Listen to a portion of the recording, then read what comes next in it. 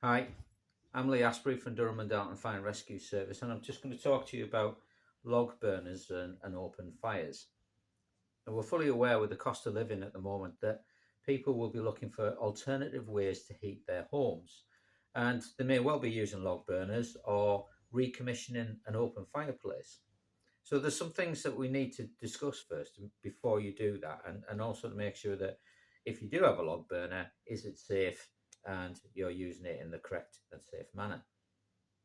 So the first thing to think about is if you are going to buy a log burner or fit one yourself, or even open up a pre-existing fireplace and recommission that, then you need to check: are you in a smoke control zone? And if you are, then there will be limitations on what you are and aren't allowed to burn. So you need to check that first.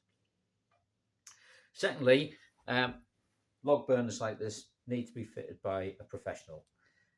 They need to be tested on site, and the flue itself needs to be lined.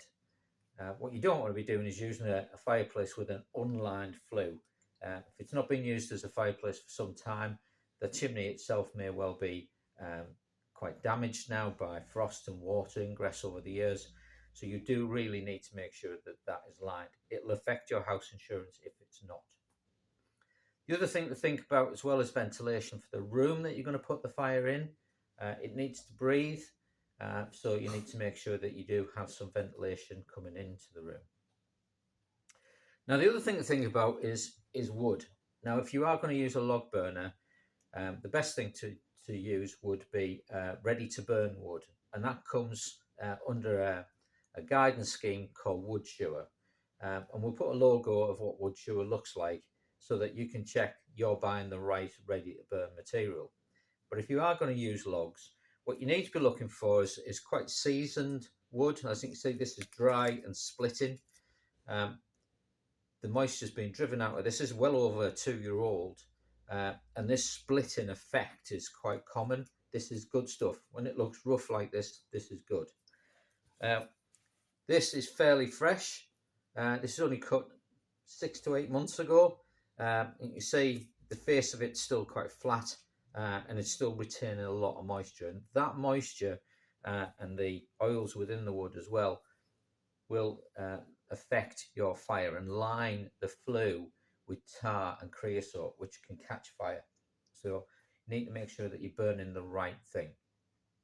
Obviously, the chimney needs to be swept, regardless. If you're going to fit a log burner professionally, have it fitted professionally, they should offer to do that for you first. If you're thinking of recommissioning a fireplace, then get that professionally swept and inspected again, making sure it's capable of being used. Okay, that will affect your house insurance if you don't. So think about those key things. Are you in the smoke zone? Get your log burner fit professionally. Make sure the room's ventilated, chimney is swept and inspected for you, and you're going to use dry wood or ready to use wood under the WoodSure scheme. Anything else in terms of information that you want, check out our website.